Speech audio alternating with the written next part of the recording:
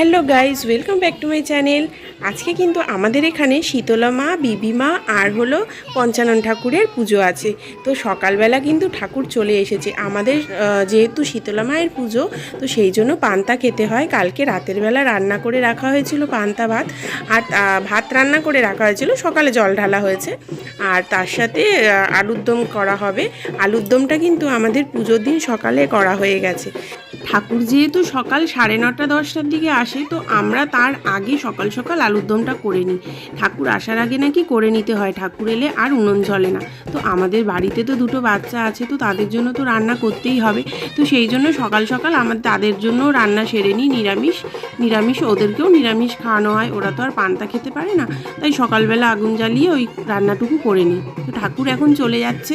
আর জানো তো, আমি যে 3টে ঠাকুরের কথা বললাম তোমাদের, বিবি মা, শীতলা মা আর হচ্ছে পঞ্চানন ঠাকুর, এই 3টে ঠাকুর কিন্তু একই দিনে পুজো হয়।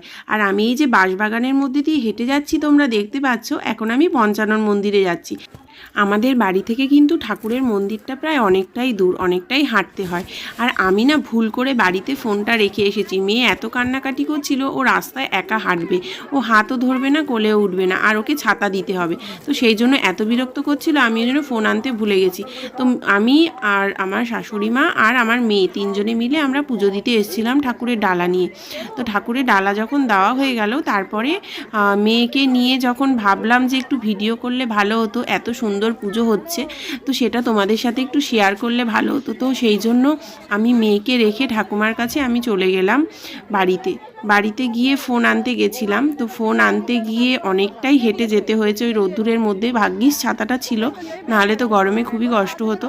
তো ছাতাটা নিয়ে আমি বেরিয়ে পড়লাম, ভাবলাম যে ফোনটা বাড়ি থেকে নিয়ে আসি, তাহলে তোমাদের সাথে একটু শেয়ার করতে পারবো। অনেকটা কষ্ট হয়েছে গরমের মধ্যে, ভাবছিলাম যাব কি যাব না। তো তারপরে যেহেতু ঠাকুরকে বাতাসা দেওয়া হয়, তো বাতাসা আনা হয়নি আমাদের। তো সেই জন্য শাশুড়িমা বললো যে বাতাসাটাও নিয়ে আসবে তাহলে। তা আমি ভাবলাম বাতাসাও নিয়ে আসি ঠাকুরের জন্য, আর তার সাথে মোবাইলটাও নিয়ে আসি। তো ওই জন্য বাড়িতে চলে গেলাম। তো বাড়ি থেকে বাতাসা আর মোবাইলটা নিয়ে আসলাম। মেয়ে কিন্তু এখানেই ছিল, ও আনন্দ করছিল সবার সাথে। প্রচণ্ড গরম ছিল সেদিনকে। এখানে 2:30-3টের মধ্যে পুজো শেষ হয়ে যায়। তারপরে পুজো হয় বিবিমা আর হলো শীতলা মা। আর দুপুরবেলা এখানে দণ্ডি কাটে, তো আমি সেগুলো তোমাদের সাথে শেয়ার করতে পারিনি, যেহেতু আমি 1টার মধ্যে বাড়ি চলে এসেছিলাম। বাড়ি এসে মেয়েকে ভাত খাওয়াতে হবে। তো ঠাকুমা ওখানে ছিল, ওর বাবা বাড়িতে ছিল না। তো আমি বাড়ি এসে মেয়েকে খাওয়ালাম, খাইয়ে দাইয়ে মেয়েকে ঘুম পাড়ালাম। তো আমি আর যেতে পারিনি। আবার গেছিলাম বিকেলবেলা শীতলা মায়ের মন্দিরে। তো ওটাও আমি তোমাদের সাথে শেয়ার করব একসাথেই। তো তারপরে এখানে দেখতেই পাচ্ছ কত লোক, সবাই বসে আছে। তো সবাই প্রত্যেকেই কিন্তু এখানে উপোস আছে, পুজো দেবে, দণ্ডি কাটবে কেউ।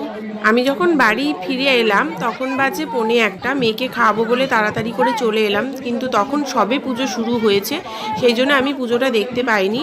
আর এখানে 2:30-3টের সময় পুজো শেষ হয়ে যায়। পুজো শেষ হয়ে তারপরে শীতলা মন্দির আর হচ্ছে বিবি মা দুটো একসাথে পুজো হয়। সেটা আবার এখান থেকে আরেকটু হেঁটে যেতে হয়। এই মন্দিরটা আলাদা আর ওই মন্দিরটা আলাদা। একই দিনে পুজো হয় তোমাদের বললাম। ওটা আবার সন্ধেবেলা পুজো হয়, বিকেল ওই 5টা 5:30 থেকে পুজো হয়তো শুরু হবে। তো আমি শুরুর সময় যেতে পারিনি, তো পরে গেছিলাম। পরে মেয়ে ঘুমিয়ে উঠেছে, তারপরে আমি গেছি। সন্ধেবেলা আবার মায়ের ডাক্তার দেখানোরও কথা ছিল, তো আমি ওখান থেকে গেছিলাম। সেদিনকে কিন্তু মেয়ের খুবই শরীর খারাপ ছিল, বমি করেছে প্রচণ্ড।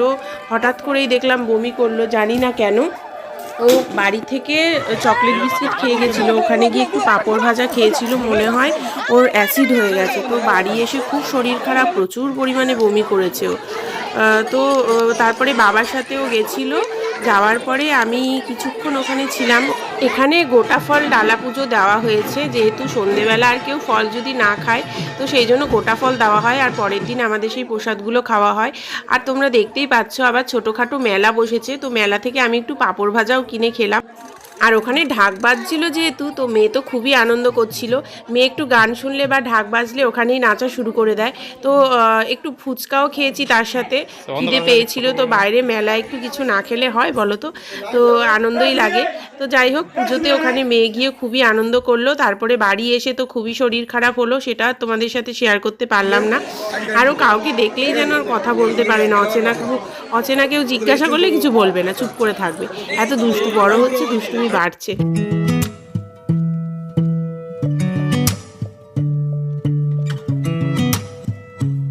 তোমরা আমার ফুল ভিডিওটা দেখো, অবশ্যই ভালো লাগবে। তোমাদের সাথে পুরো পুজোটাও শেয়ার করলাম, আর ভালো লাগলে অবশ্যই লাইক কমেন্ট শেয়ার করে দিও প্লিজ।